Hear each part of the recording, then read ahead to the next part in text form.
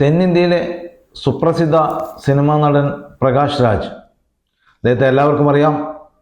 അദ്ദേഹം വെറുമൊരു സിനിമ നടൻ മാത്രമല്ല, ജനങ്ങൾക്ക് സ്വീകാര്യനായ, ജനങ്ങളുടെ ഇടയിൽ പ്രവർത്തിക്കുന്ന, സാംസ്കാരിക രാഷ്ട്രീയ രംഗത്ത് സജീവമായി നിൽക്കുന്ന ഒരു വ്യക്തി കൂടിയാണ്. മാത്രമല്ല, തൻ്റെ വ്യക്തിപ്രഭാവവും തൻ്റെ ജന പിന്തുണയും എല്ലാം തന്നെ ഫാഷിസത്തിനെതിരായിട്ട് സജീവമായി ഉപയോഗിച്ചുകൊണ്ടിരിക്കുന്ന, എല്ലാ ഫാഷിസ്റ്റ് വിരുദ്ധ വേദികളിലും വന്ന് സംസാരിക്കുന്ന, സാംസ്കാരിക വേദികളിൽ നിറഞ്ഞു നിൽക്കുന്ന വ്യക്തിത്വമാണ് പ്രകാശ് രാജ്. അങ്ങനെയുള്ള പ്രകാശ് രാജ് BJPയിലേക്ക് പോകുന്നു എന്നൊരു പ്രചരണം കുറച്ച് ദിവസങ്ങളായി രാജ്യത്തുടനീളം നടന്നുകൊണ്ടിരിക്കുകയാണ്.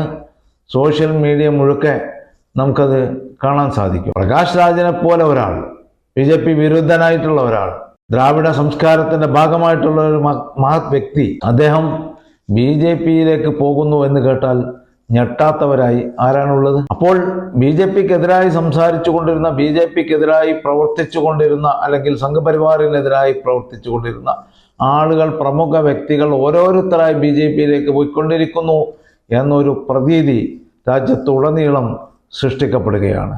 ഒരുപാട് ആളുകളെക്കുറിച്ച്, ഒരുപാട് പ്രമുഖ വ്യക്തികളെക്കുറിച്ച് അവർ നാളെ അടുത്താഴ്ച BJPയിൽ ചേരും എന്ന മട്ടിലുള്ള പ്രചരണങ്ങൾ പല ഭാഗങ്ങളിലും പല മീഡിയകളിലും നിറഞ്ഞ് നിൽക്കാറുണ്ട്. കുറേ പേരൊക്കെ പോകുന്നുണ്ട്, കുറേ പേരൊക്കെ പണത്തിന് പിന്നാലെ പോകുന്നുണ്ട്, വൻ തുകകളും വൻ സ്ഥാനങ്ങളും വാഗ്ദാനം സ്വീകരിച്ചുകൊണ്ട് പോകുന്നുണ്ട്. അങ്ങനെ പോകുന്ന ആളുകളുടെ കൂട്ടത്തിൽ അങ്ങനെ പോകാത്ത ആദർശവാദികളെ കൂടി എണ്ണുന്ന, അങ്ങനെ പ്രചരിപ്പിക്കുന്ന, അവരവിടെ എത്തിയിട്ടില്ലെങ്കിലും അങ്ങനെ പ്രചരിപ്പിച്ചുകൊണ്ട് കൂട്ടത്തോടെ ആളുകളെ ആട്ടിത്തെളിക്കുന്ന രീതിയിലുള്ള ഒരു സമ്പ്രദായം, അങ്ങനെയുള്ള ഒരു പ്രചരണ കോലാഹലം രാജ്യത്ത് നടന്നുകൊണ്ടിരിക്കുകയാണ്.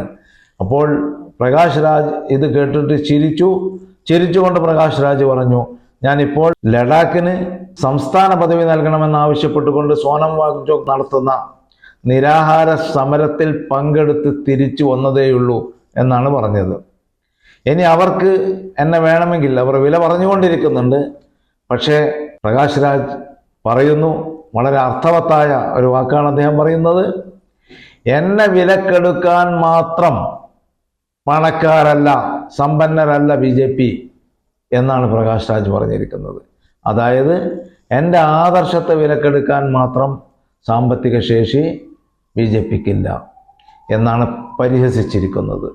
ഈ പരിഹാസം ഇന്ത്യ രാജ്യത്ത് കളം മാറി ചവിട്ടിക്കൊണ്ടിരിക്കുന്ന ആയാറാം ഗയാറാം എന്ന രീതിയിൽ, ഇന്ന് ഇവിടെ നാളെ അവിടെ എന്ന രീതിയിൽ BJPയിലേക്ക് ചേക്കേറിക്കൊണ്ടിരിക്കുന്ന സകല ആളുകൾക്കുമുള്ള ഒരു മുന്നറിയിപ്പാണ്.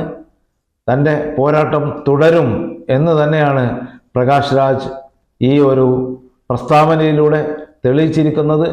രാജ്യത്തുള്ള എല്ലാ ആളുകളെയും അങ്ങനെ വിലക്കെടുക്കാമെന്ന വ്യാമോഹം BJPക്ക് വേണ്ട എന്നുകൂടിയുള്ള ഒരു സന്ദേശം ഇതിൽ അന്തർഭവിച്ച് കിടപ്പുണ്ട്. കൂടുതൽ വാർത്തകൾക്കും വിശേഷങ്ങൾക്കും ന്യൂസ് ലൈവ് TV സബ്സ്ക്രൈബ് ചെയ്യൂ.